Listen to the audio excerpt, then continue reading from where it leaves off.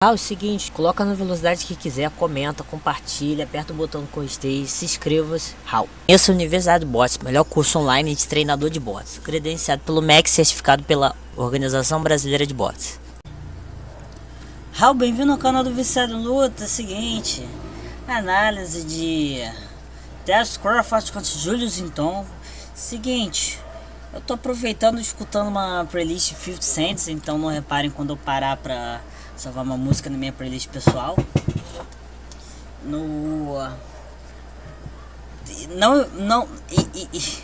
Engraçado que vocês conseguem achar a playlist pessoal do canal fazendo o seguinte: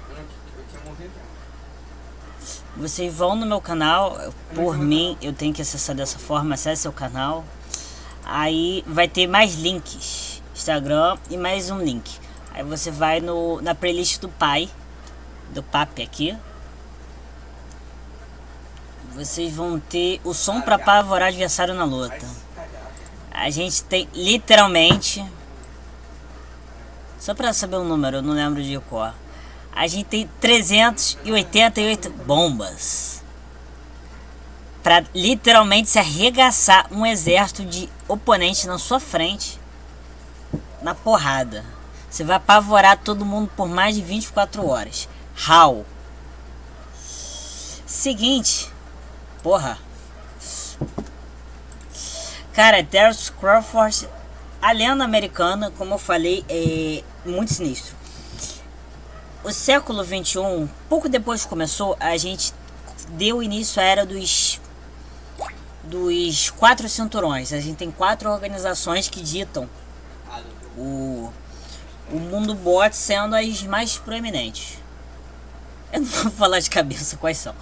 A gente tem o que a gente chama de indiscutível, você ser campeão ao mesmo tempo de tudo. Na época da era do primeiro cinturão, eu acho que era WBA, equivalente à WBA antiga, a gente tinha pessoas sendo indiscutível sendo campeão mundial. Posteriormente, a gente tem sendo indiscutível detendo 2 cinturões diferentes. E existia The Ring, por exemplo, Éder Joffre é o único brasileiro campeão indiscutível da história do Brasil. E também é o único detentor do cinturão The Ring, até onde eu saiba, no Brasil. Posteriormente, a gente tem a era dos 3 cinturões. Também The Ring, mas The Ring não é um título ao qual você leva em consideração. Muito raro, mas não estou dando essa percepção de ser importante. Não é o que define uma era de cinturão. Posteriormente, a gente tem a era de 4 cinturões. A gente teve, ao decorrer do nosso século, vários campeões indiscutíveis em diferentes categorias, mas a gente não via surgir alguém, seja homem, seja mulher, que fosse campeão ou campeã de duas categorias sendo indiscutível. A gente não teve, e ao mesmo tempo surgiu 3 homens diferentes. A gente encontrou um nos Estados Unidos, um na Ucrânia e outro no Japão. A gente tá numa era boa pra cacete. Minha música maneirinha. Terence Crawford é um deles. Seguinte, é bem interessante essa luta. O que acontece? Aqui não deu muito pra ver muito do que Crawford, o Butch, tem a oferecer, mas eu acho que já é bem ilustrativo. Seguinte, deixa eu colocar qualidade boa. Esse é Julius Hinton. Terence Crawford está com um calção meio cinza, roxo, sei lá. É o cara aqui, com pisante preto com branco. Cara, o que acontece? Ele tem um estilo muito pouco comum. O que acontece? Eu não sei se eu não lembro de ver. Eu acho que talvez não tenham feito mesmo um apontamento sobre a escola americana. O que acontece? A escola americana, deixa eu tirar um pouquinho para focar o pensamento. A escola americana não tem visualmente um padrão, um estilo muito perceptível. Não temos como definir. Depende muito do próprio lutador, como ele luta. Ih, a janela tá aberta. A gente pode colocar a guarda Felichel, tem o estilo tradicional, tem o pessoal que luta no estilo ritmo.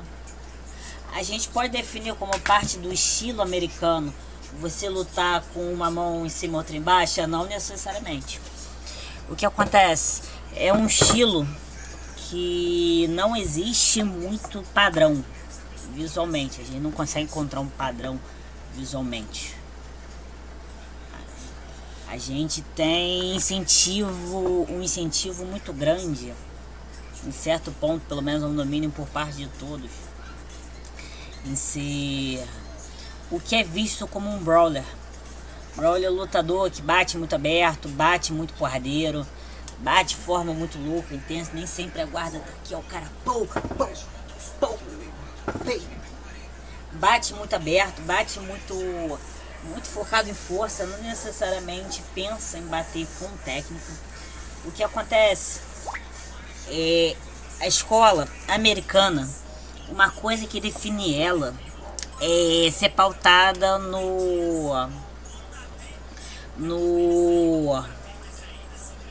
em diferentes formas. Você tem diferentes práticas. Você tem uma prática do boxe tradicional, você tem da mão abaixada. É um incentivo muito grande a lutar da forma que você quiser, mas que pelo menos você faça muitas formas diferentes. Não à toa, o lutador mais proeminente desse século americano chama Floyd Mayweather Jr., que é um lutador que luta de todos os jeitos parecidos. Não existe um lutador parecido. Eu digo que ele não necessariamente é um domínio, mas ele sabe lutar dentro de todos os estilos e padrões do boxe.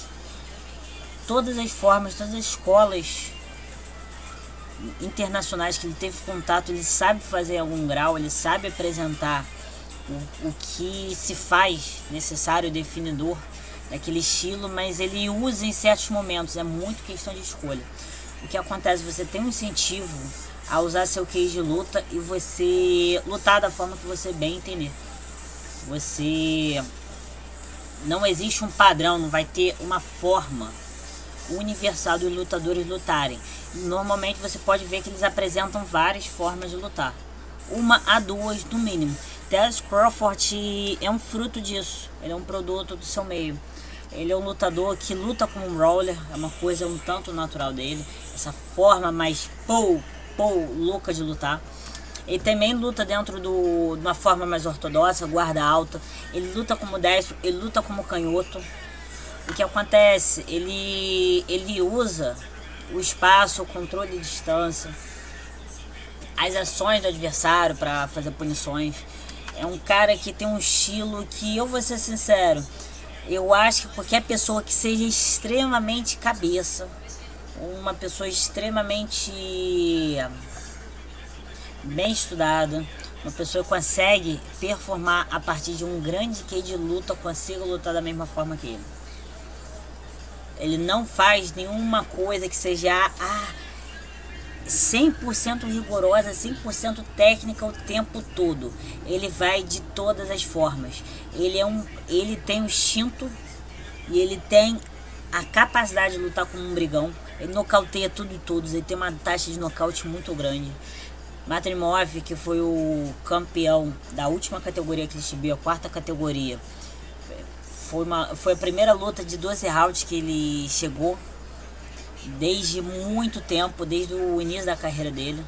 A gente tá falando de um cara que nocauteia muito. A gente tá falando de um cara que você pega ele numa situação que ele vai mudar de base, aí descobre que ele é tão bom nessa outra base. Isso quer dizer necessariamente que ele é melhor que você quando ele estiver encurralado. Ele é um cara que, quando entra na ofensiva, não deixa você repensar o que você tá fazendo, e aí ele te pega com as calças arreadas. A gente tá falando de um cara que, ele é muito habilidoso. Ele não precisa ser muito habilidoso. Ele é incompreensivelmente brilhante. Ele pode demonstrar uma habilidade muito maior do que vocês podem comumente ver. Talvez ele não precise apresentar, mas com certeza ele é nada menos que brilhante. Essa performance não precisou fazer nada demais. Nada demais. Ele viu que o caminho era golpear no corpo. Dito e feito. Se ele precisasse outra forma de lutar, ele teria lutado de acordo. É um cara que, putz grila, é muito difícil. É muito difícil enfrentar um cara desse. É um cara que, com certeza, ele é melhor do que você. Em tudo que você tentar fazer. Você quer ser que nesse cara? Então tenta ser o melhor que você pode em tudo. Vamos analisar essa luta aos pouquinhos. Deixa eu salvar essa daqui. Windows Shopper. E eu não acredito que eu não tinha essa música.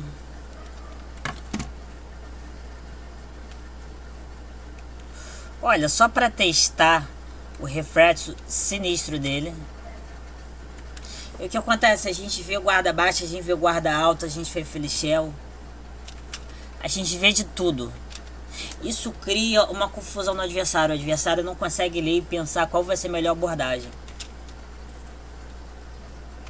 Um passo para trás, fica no alcance. Adversário, pessoal, maluco. Muita firula. Pim!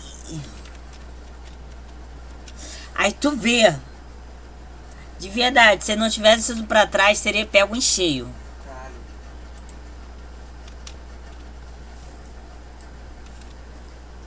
Não parece, mas como você sabe se o cara é extremamente bom? Você tem duas possibilidades. Ou você vê que você não é capaz de fazer o que ele é capaz de fazer. Ele faz e você não consegue fazer igual e tu pensa, maluco, esse cara é sem comparação. Ou ele faz tão bem que você não repara nem que ele faz. Ele faz parecer fácil. O posicionamento dele é muito... É ridiculamente bom e você nem nota. Tanto quando ele vai mudar de base, a gente não vai reparar muito. Aqui eu elogiei quando eu fiz o react, que o que acontece? 10% da velocidade original. O que acontece é interessante a postura dele. Ele tá numa postura que... Deixa eu até mudar um pouquinho, que eu acho que fica mais confortável pra mim aqui. Ele tá numa postura que ele não tá numa postura alta, ele tá projetado para um lado. Aí ele tá com a guarda baixa, ele sobe, ele dá o golpe reto. Aí ele faz o golpe reto. Aí o que acontece? Se era uma possibilidade, eu tô trazendo o que ocorreu. O adversário, ele poderia ter ido para trás e tentar atacar. Ele poderia ter ido. O que acontece? Ele recebeu o golpe, ele se abaixou. Terence Crawford muito atento e punindo de forma ridiculamente boa. Ele estava nessa postura, subiu a mão, socou. Aí o cara se abaixou, ele voltou, ele percebeu o movimento para baixo. Vamos falar, se o cara abaixasse mandando swingão, aí ele fazendo isso, ele teria que ir para trás, ele teria que reposicionar, ele teria que defender e golpear. Ele poderia ter várias possibilidades, como o cara não fez nenhuma ação ofensiva. Ele só fez uma ação defensiva, nem contra-ofensiva, mas ofensiva. Ele pensou, tô voltando a mão, pô! Cara, a gente tá falando dos primeiros. É que vocês não estão vendo porque minha força tá na frente.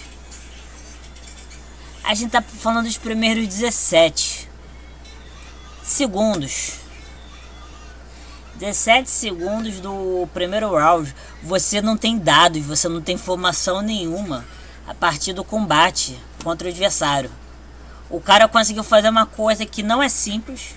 Na primeira vez que isso acontecesse, você não teria timing pra golpear o rosto. O cara fez. Aí pensa, caceta.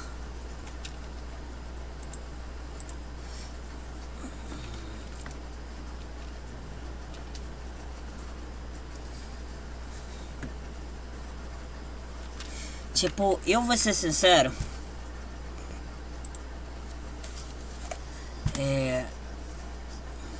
Eu vou até parar um pouquinho essa análise para trazer uma discussão que eu acho que é importante. Que as pessoas olham errado, observam errado e fazem as constatações erradas acerca desse assunto. Temos o seguinte. Muito foi discutido, mas eu acho que depois do Madrimorph o pessoal viu que subir muitas categorias pro Crawford não é saudável para a performance dele, então não vai ser competitivo da forma que o pessoal gostaria. O pessoal falava que ele deveria enfrentar o Saul Canelo Álvares. Falou, não, maluco, o Canelo vai ser mastigado, ele é muito ruim e não tem a menor habilidade para enfrentar Crawford. Aí eu pensei, senta lá, Crowd, senta lá. Cara, uma discussão muito complicada. Quem não é do bots fala, maluco, esse cara é bom pra cacete. Quem é do bots, mas consome muito a opinião dos outros, vai falar, não, Canelo é super valorizado, não é isso tudo. O que acontece, Canelo já também foi indiscutível. Ele tá no momento da carreira que não quer. Ele não quer se provar mais, ele só quer fazer luta de muita grana. Então o pessoal acha que ele não é tão bom. Ele é vendido como muito maior do que ele realmente é. Atualmente ele não é isso tudo que era, mas ainda assim é um monstro, é muito habilidoso. Aí já tem um mau julgamento falar que ele é muito habilidoso. Esse mau julgamento falar que Crawford é imensamente superior. Cara, Crawford não é imensamente superior em técnica. Na minha opinião, em questão de demonstração técnica, eles estão igualados. Tipo, na minha opinião, eu vou ser sincero, demonstração técnica eu diria que... E eu não tô nem brincando, vocês podem discordar, mas na minha opinião, dos três grandes reis, os dois indiscutíveis de duas categorias, os três, o Crawford eu acho que faz menor demonstração técnica. Eu acho que o monstro Naoya e o Alexander Usyk, eles demonstram muito mais técnica que o Crawford. Só que a superioridade tática do Crawford eu acho que é bem mais evidente do que o Naoya. Eu tô falando que o Crawford é mais brilhante? Não. Mas eu digo que ele performa mais cerebralmente do que os outros.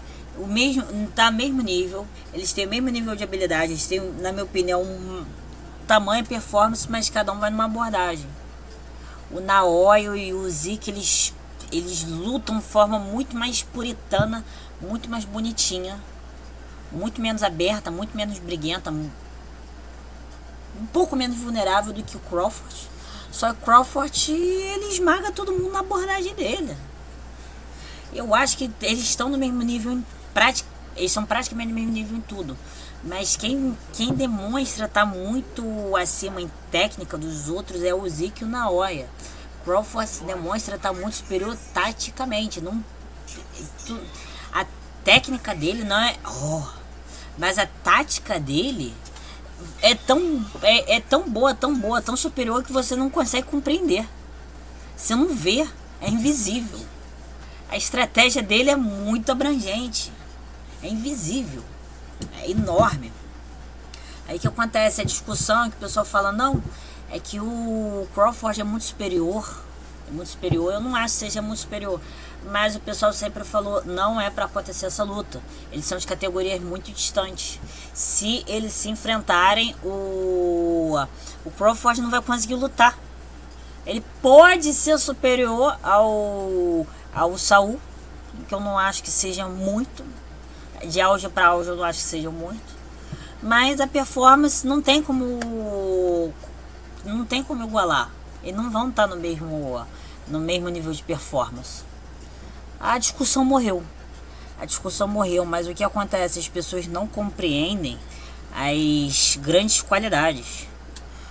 A versatilidade do Crawford é ridícula, mas ele não precisa se mostrar um puritano com precisão de 100%. Ele é superior aqui, ó, no xadrez.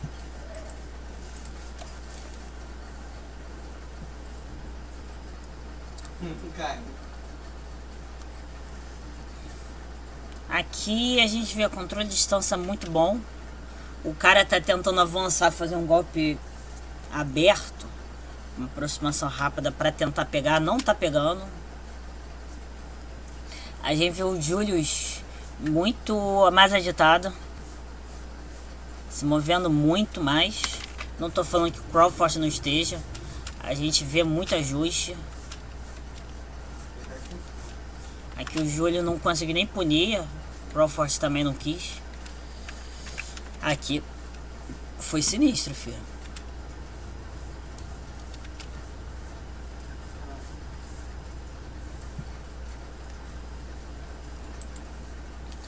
Foi quase, maluco. Que é isso? Ele não acertou no queixo. Ele não acertou no queixo, foi engraçado porque... Deixa eu trazer um pouquinho mais de menor velocidade para vocês verem. Aqui é um tanto inusitado, deixa eu voltar só para...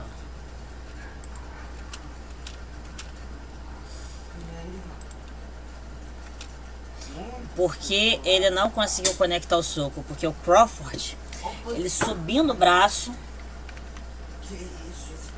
Isso é uma coisa bem interessante, eu acho bem legal. E alguns americanos fazem isso muito bem. Eles usam o braço, o ombro, para mudar a trajetória. O cara tá fazendo um soco que ia bater no corpo. Acontece que o Crawford subindo o cotovelo, ele mudou a trajetória. E aí, o ponto importante.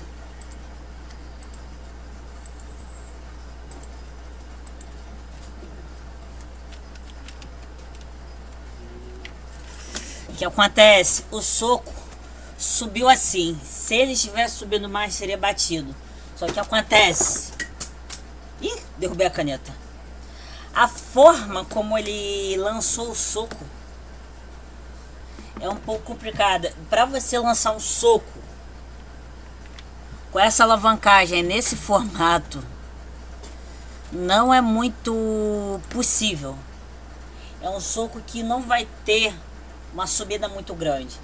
Agora, se tu... O que acontece? Se você quer colocar uma alavancagem grande impulso, é bom você fazer sem subir muito o ângulo. Um ângulo um pouco alto, mas ainda assim não tanto. Agora, se você quer fazer um soco muito alto com essa trajetória, é o que acontece. Você tem que lançar bem mais aberto. Não é um golpe que vai ter uma trajetória retilínea, vai ser um golpe em arco. Que acontece quando próximo da altura, que seria o máximo que você faria, esticando para cima, próximo, você começa a puxar para baixo. Aí vai ser um swingão, overhand. A forma como ele fez com que não acertasse o rosto. E se ele fizesse dessa forma mais adequada, não teria acertado em cheio. Cara, eu vou ser sincero. Se bobear, esse soco teria apagado o cara se conectasse, mas infelizmente o destino fez com que o soco não fosse concretizado.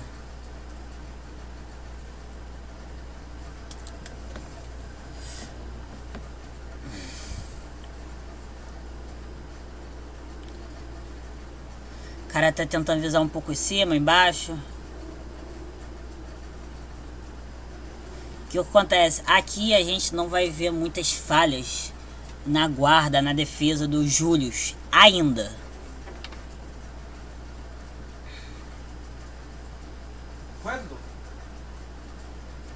O Julius não tá conseguindo encontrar muita deixa. Crawford tá mais frio, tá mais eficiente, isso é importante nesse momento. Aqui foi uma coisa bem importante pro futuro da luta. Ele vê, cara, o que acontece? O Júlio está lutando com uma mão, a mão da frente abaixada e a mão de trás alta. Se ele demora para voltar, não existe nada defendendo o abdômen. Então ele vai visar. Vai ter um momento que realmente vai ficar muito falha a defesa do abdômen do Julius. Essa porta mesmo. Foi pra esquerda, então. Tá na tua esquerda. Aqui tá sendo buscado. Boa, caralho! Cara, pior que eu vou admitir, eu tô repensando, quando eu tava bolando a explicação da escola americana, na minha cabeça tava melhor. Eu nunca tinha formulado, eu nunca formulei e formalizei muito, então óbvio que ia ser muito mal falado. Aqui a gente vê, tava numa situação que o Julius poderia ferrar o Crawford. Só que acontece, a base muito aberta.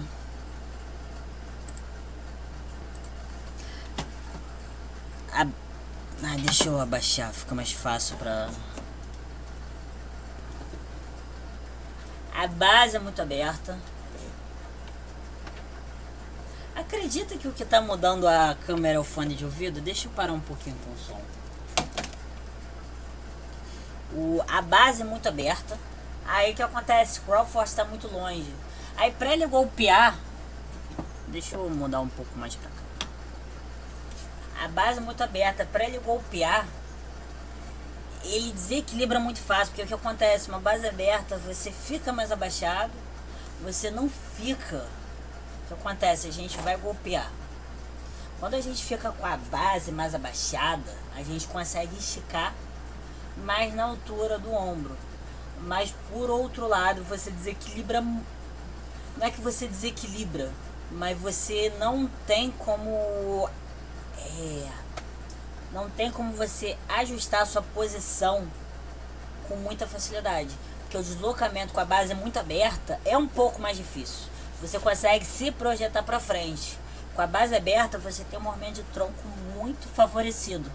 É muito fácil. Você pode se mover para toda e qualquer direção, mas o que acontece? Você se ajustar é complicado. Se você quiser alcançar um pouco mais, depois de se projetar para frente e não funcionar, aí você desequilibra. Foi o que aconteceu aqui. Morri porque tá miado.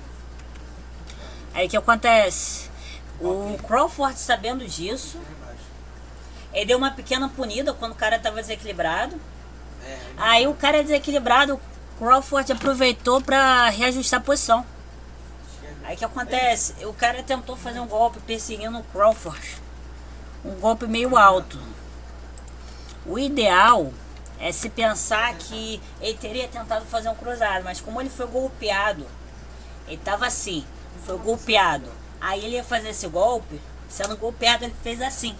O Crawford passou por baixo. O cara estava para desequilibrar, ele bateu, se reposicionou e ficou em segurança. A questão no intervalo desse filho da mãe é inacreditável. É inacreditável. É tipo, gente, uma pessoa normal não tem a menor condição de fazer essas coisas. É uma pessoa... Por que eu digo isso? Uma pessoa normal não vai conceber que isso não seja coincidência. Porque as pessoas falam, não, isso é sorte. É engraçado, a sorte brilha pro cara toda hora. Não é sorte. É a cabeça funcionando para ele não ser muito prejudicado. Então não é sorte.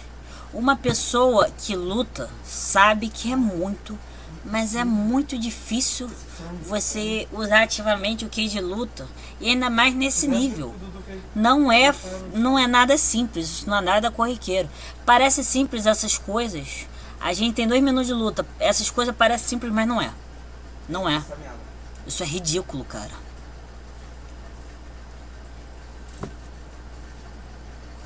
Só que dó. Leva já pra te matar, esse cara.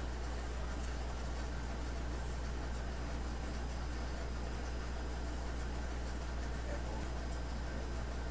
Vai estar direito.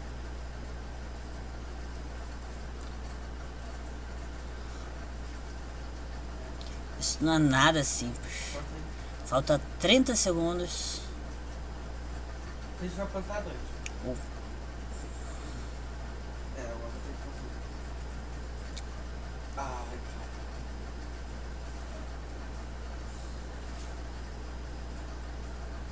cara. Ah, não. Mas que o Dudu fez de backbeat também. O que acontece? Crawford é um cara muito enganoso. matou É um nove, cara extremamente enganoso.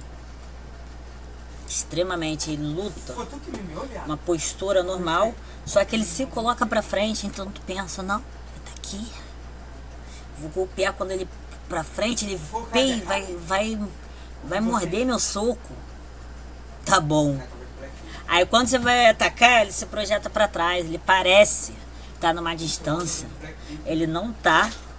Ele também não vai se afobar de tentar fazer de bater no oponente quando o cara tá numa situação similar. E quando fica nesse jogo, você vai ver ele tá estudando a distância muito bem. E quando fora do vamos ver, você não vai encontrar ele. Ele tava assim no iniciozinho, o cara tentou fazer um golpe abertão, pegou de raspão, quer dizer, nem pegou de raspão, passou muito próximo. O cara é só ridículo. Mas ela tem uma pistola, tá ligado? É. Ela tem uma pistola também. Vamos pro segundo round direto. Às vezes Crawford tá numa guarda alta, deu tiro. nesse momento é bem tradicional, tá estudando, tá voltando para aquela postura de mão baixa, mão alta.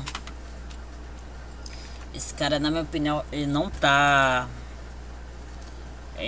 com uma ideia muito boa. O que acontece?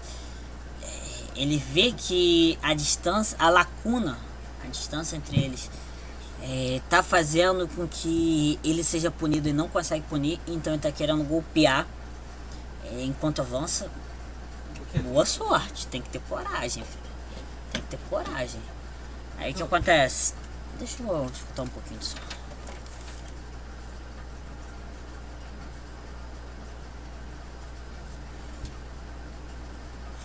Nossa, deixa eu salvar essa música. Like My Style, né? Uou. Cara, o que acontece?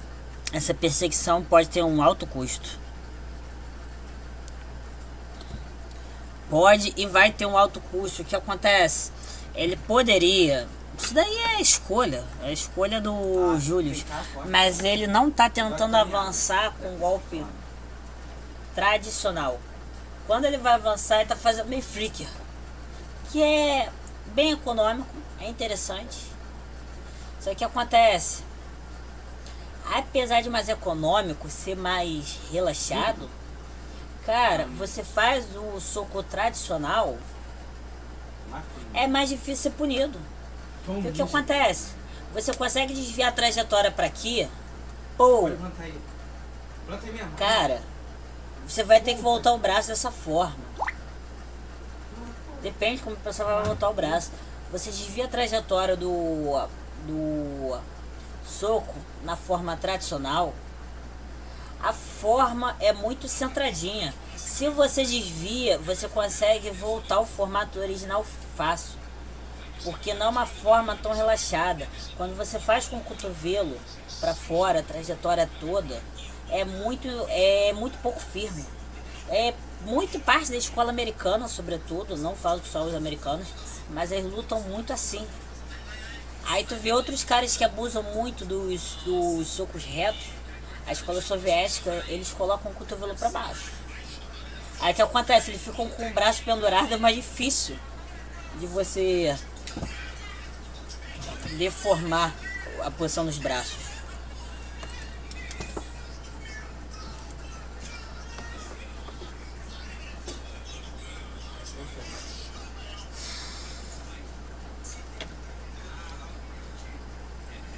O cara tá perseguindo mais, tá tentando entra e sai. Aqui foi interessante, o cara fez muito aberto, foi muito aberto. Nesse ir muito aberto, o Butch fez uma coisa muito esperta. Aí o cara já não tenta mais. Saiu o golpe. O cara tentando retomar a posição. Pum! E detalhe.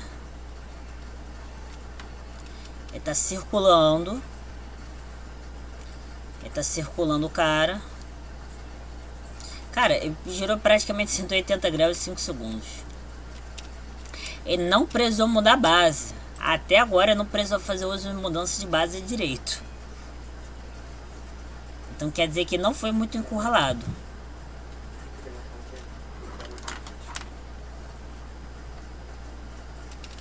O que acontece? Falando sobre a mudança de base, outros lutadores que são switch hitters, a gente fala de Marvin Hagler. Marvin Hagler era um lutador muito orientado para curta distância, era um lutador de média para curta. O Crawford é um lutador de longa, também trabalha muito bem na média. Quando você quer fazer swingões também, a lá de George Foreman, é muito bom a longa distância. Você vai abusar de todas, mas se você não tiver a força do Foreman, então você vai, sobretudo, querer uma longa distância. Aí o que acontece? O Terence, ele não vai forçar tudo. O que acontece? Tá falando Marvin Hagler. Ele forçava muito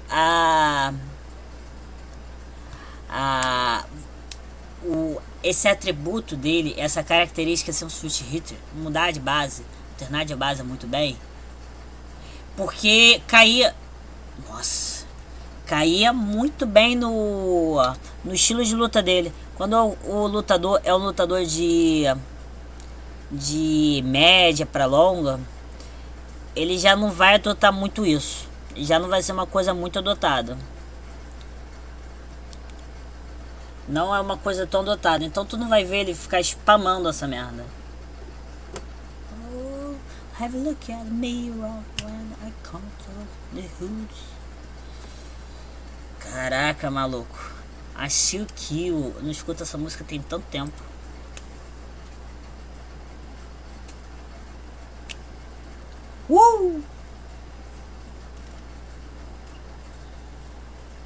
Tá fechadinho, só tá procurando, fi.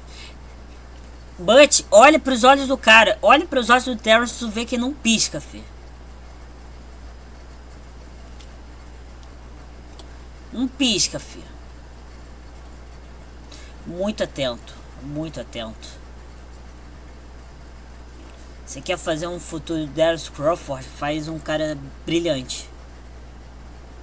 O ritmo do Darius Crawford não é extraordinário. Se você quer saber, eu não digo que isso seja um sinal, mas você quer saber se uma pessoa tem um ritmo muito fora do convencional, muito fora do normal, você vê a carreira olímpica dele. O que acontece? Taticamente falando, o boxe profissional é muito mais perigoso do que o boxe olímpico, a modalidade olímpica.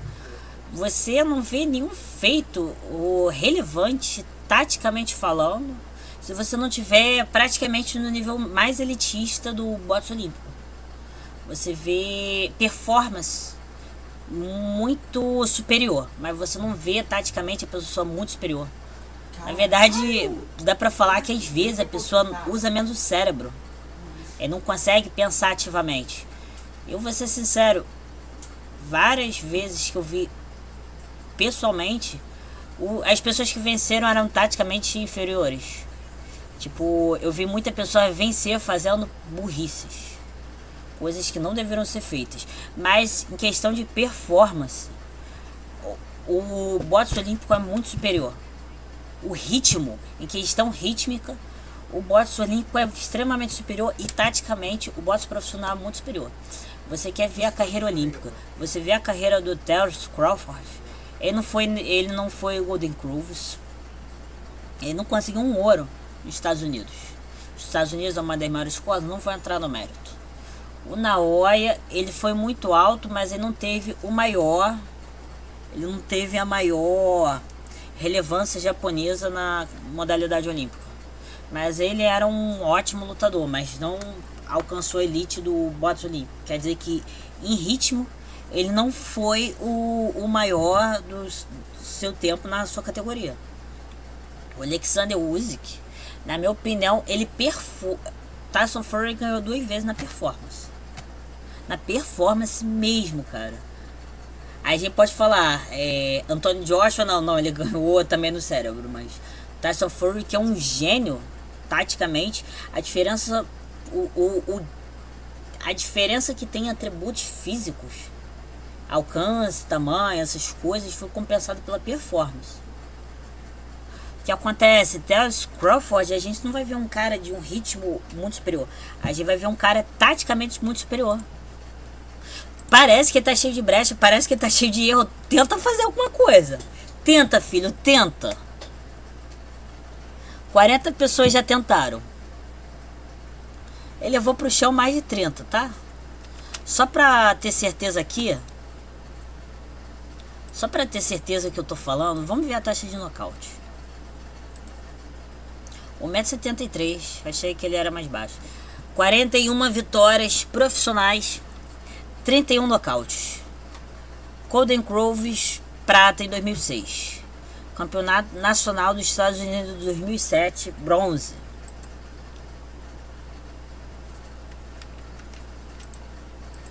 Aqui aconteceu uma coisa quente. Tem muita gente aqui, poxa. Cara, o cara encaixou um ótimo golpe. Ele também encaixou. Só que aí o veneno... O veneno afetou ele. Ele foi acertado por esse primeiro soco. Ele recebeu, no caso, recebeu um de nuca. Esse segundo, aí ele foi golpear. O que acontece? Ele tava no frenesi de golpear. Pou! Só que ele foi desequilibrado por esse soco, ele foi acertado. Aí você vê que ele socou com uma péssima postura. O boxeador normal, primeiro, teria caído aí. Segundo, não teria conseguido lançar esse soco. Terceiro, se tivesse lançado, teria caído. Então a gente vê que em questão de postura é muito bom, mas o que acontece? Existe certos motivos para ele ter ficado com postura boa. Eu vou ser sincero, não sei se vocês vão acreditar, mas o motivo é esse daqui. A base dele é muito aberta. Quando ele desequilibrou socando, ele estava numa postura baixa que o centro de equilíbrio dele não estava tão fora de controle. Então ele conseguiu se corrigir. Também equilíbrio. A gente está falando de um atleta de elite. Cara, o Crawford, o pessoal reconhece, o pessoal fala, não, o boxeador não sabe fazer nada além de socar. Tá bom, vai achando que os caras não sabem lutar outras coisas. Não, tá bom, o pessoal acredita, não. Todo mundo sabe fazer alguma coisa, todo mundo que não faz bote sabe chutar, socar. Não, treina grappling, com certeza boxeador, que é o esporte de combate, que talvez tenha o melhor pagamento, os caras não aprendem nada. Não, vai por mim. O pessoal fala, não, tirando Crawford mostrou que ele é bom. Ele é bom no West. Isso também pode ser uma das condições para o equilíbrio dele ser muito bom. Mas não vou conjecturar muito. Mas isso daí eu até falei um segredo. Você quer ter um equilíbrio muito bom? Base mais aberta. O que acontece? Quando você perde o equilíbrio, vamos falar, para você ser jogado numa posição que você não vai conseguir manter o equilíbrio, cair, é uma coisa. Agora, manter o equilíbrio nessas situações que você tá batendo meio balançado,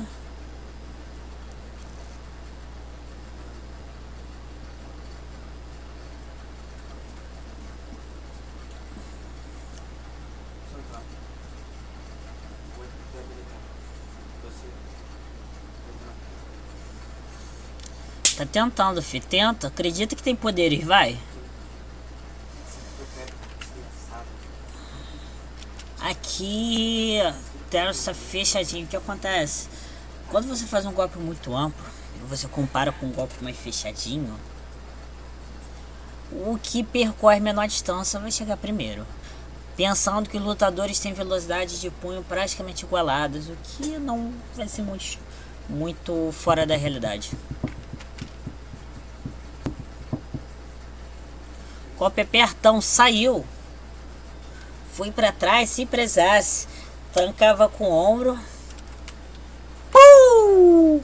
Maluco, se pegasse essa porra em cheio, o maluco teria voado.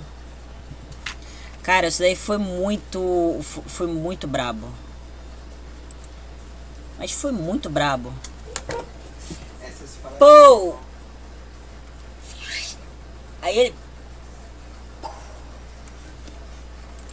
Bicho, se pegasse... Eu acho que, Dudu, se eu der fute de primeira... Aí que acontece? Golpeou no corpo.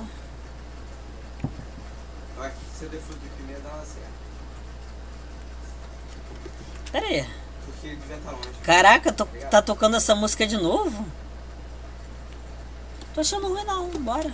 How? Aí como deu fake, ele deu uma... Aí tu vê o cara se reposicionando com medo dos socos, ele não dá muita atenção ao tronco. O que acontece? Ele tá preocupando muito o movimento de tronco pra girar a cabeça, pra mover a cabeça. A verdade é que ele deveria tentar, o Júlio deveria tentar se distanciar, fazer um entra e sai de verdade. Aqui ele só tenta não ser golpeado no rosto. Ele tá se preocupando com o posicionamento adequado. 30% da velocidade original. Acertou esse primeiro soco. Tá numa péssima posição. Ele tá com os pés paralelos. Aí ele se abaixou muito para escapar de um soco inevitável que ele fez. Se abaixou mais ainda. Gente, sem sacanagem. Foi mais ou menos isso. Soco reto. Pum! Aí o cara foi pra trás. Pés paralelos. Aí pensou, porra, tá vindo socão. Aí o cara, não, vamos se abaixar. Pum! Caiu. Foi pro chão. Rau.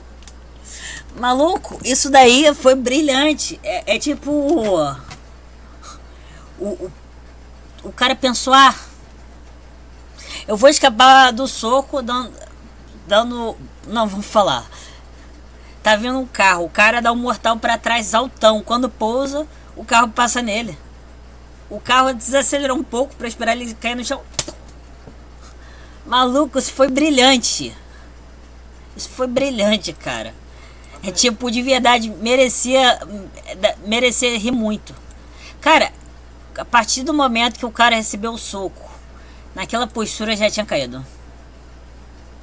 Cara, isso daí foi... Cara, foi engraçado pra caralho. Foi engraçado porque foi uma escolha muito burra. Mas não foi... Isso não quer dizer que Júlio Zintongo seja um mau boxeador. Não é. Longe disso. Cara, campeão mundial. Campeão mundial, cara. O cara foi campeão mundial. Unificado. E o que acontece? É um fato que eu elogio bastante. O cara veio da Namíbia. Namíbia fica no continente africano, aqui embaixo. Cara, vamos ser sinceros, não vai ser de conhecimento das pessoas, só se elas forem muito ignorantes. Que, cara, os países que mais investem e tem condição pro lutador investir mais na sua carreira, ser mais dependente, a gente tá falando de países europeus, a gente tá falando dos Estados Unidos, outros países que não são tão economicamente fortes, as pessoas têm condição muito mais vulnerável. Então é muito mais arriscado e muito mais difícil você investir na sua carreira. Então, cara, tu vê países que passam por muita dificuldade financeira, a população não é financeiramente poderosa, cara, tem que elogiar muito quem consegue chegar no nível alto. O cara não só foi campeão mundial, como ele foi campeão mundial de duas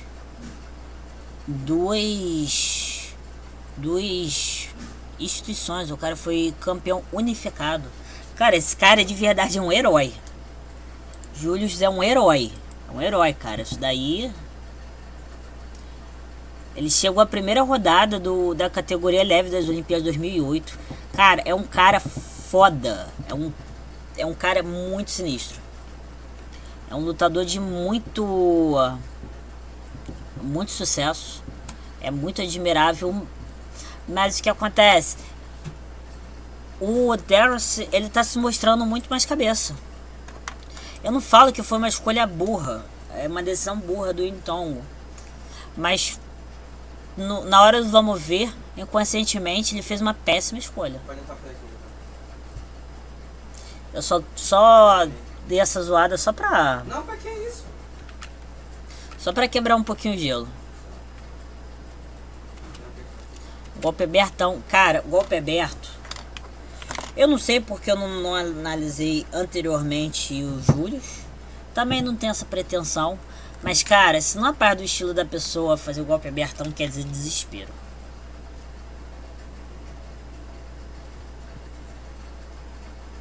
Deixa eu ver.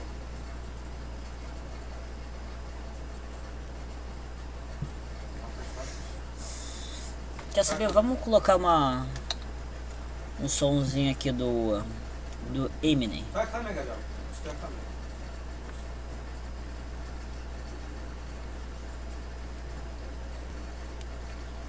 Without Me. Deixa o quebra. Aí, quebra aí.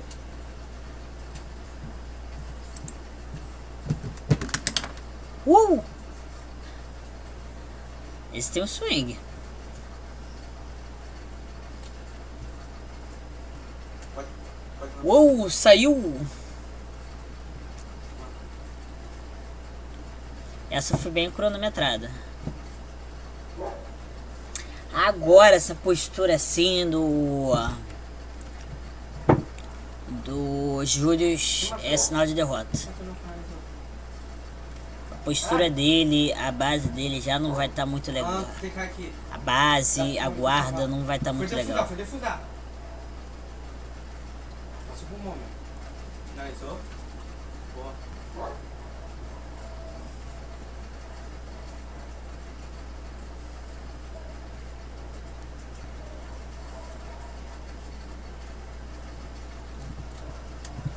Cara, essa luta foi ganhando básico.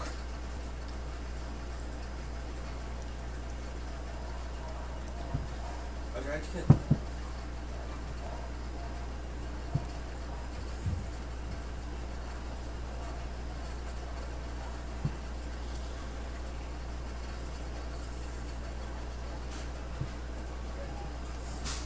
Aqui é observação pura. Ele tá observando.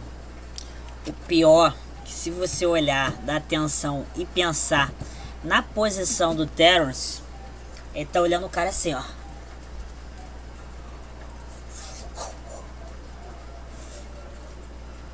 Em todos os momentos. Aqui tá ficando livre. É o sinal, fi. É o sinal que acontece. Ele tem duas possibilidades. Ou ele faz por cima do ombro quando o cara estiver assim, ou bate no corpo. É Hall. Escada, Gabriel. Viu? Não pisca, fi. É um predador. Tu viu, não viu? Ele tá quieto.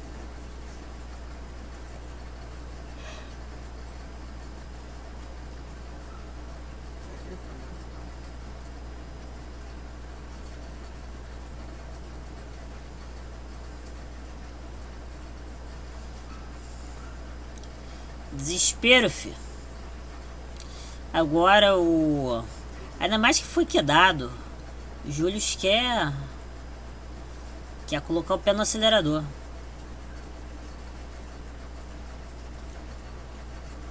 Quebra no mouse, no mouse.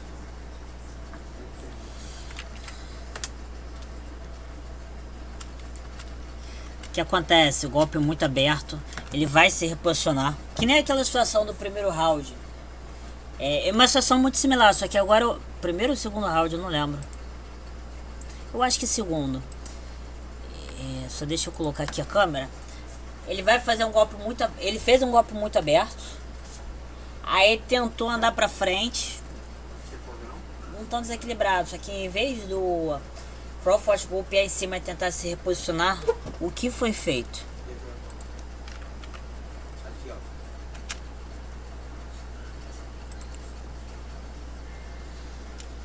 Dá um passo pra frente. Do jeitinho que eu mandei. Situação muito similar. Desequilibrou todo tentando fazer um 2. Um 2 da forma dele. Se reposicionando, andando pra frente com os pés paralelos, caminho livre para golpear no corpo. Ele cometeu o erro de querer fazer um golpe muito distante, como ele fez naquele momento. E quando ele tenta se reposicionar, ele fica muito aberto. Aquele momento, o Terrence aproveitou para se reposicionar a partir do desequilíbrio na posição. Aqui ele decidiu matar, né? É meio que isso, gente. Gente, esse foi um vídeo que eu não sei necessariamente ficou bom, tô voltando a fazer, mas a gente discutiu muita coisa. Forma dos americanos lutarem, o que o Darius Crawford faz, o diferencial dele. Sobre os 3 grandes reis, sobre um pouquinho da diferença em questão de vitória desse pessoal com uma grande carreira olímpica e o pessoal com grande carreira no profissional. Eu vou ser sincero, Darius Crawford é o bicho. Também falei bastante sobre Canelo e Crawford, como eles não são tão... eu vou ser sincero, eu não tinha até apontado. O Canelo, na minha opinião, ele é muito questão de se mostrar performance superior, mas ele taticamente ele também é muito bom. Taticamente ele é muito superior a quase todo mundo que ele enfrenta. Mas ainda assim, taticamente falando, essa gente da Nata não tá trocentos passos acima do outro. Acima dos lutadores normais tá, mas acima do pessoal do mesmo nível, pessoal da mesma estirpe, pessoal que tá no pedestal, não tá muito superior. Eu vou ser sincero, dá pra esperar que taticamente Crawford arrumasse um jeito, mas não dá. Tem que igualar auge com auge. Pegar um cara lutando numa categoria muito distante não é auge. Vai ter mais punch, tá bom, beleza. Olha aí como ele sofreu com o Matrimorph. Eu acho que ele era muito superior ao Matrimorph. É isso, eu acho que deu pra falar bastante. Eu não sei quanto tempo vai demorar pra eu fazer outro vídeo do Crawford, porque vídeo do Crawford eu preciso não levar direito autoral. E eu vou levar direito autoral de quase todo o vídeo dele, então. Foi um vídeo pra eu falar bastante e até trazer de novo.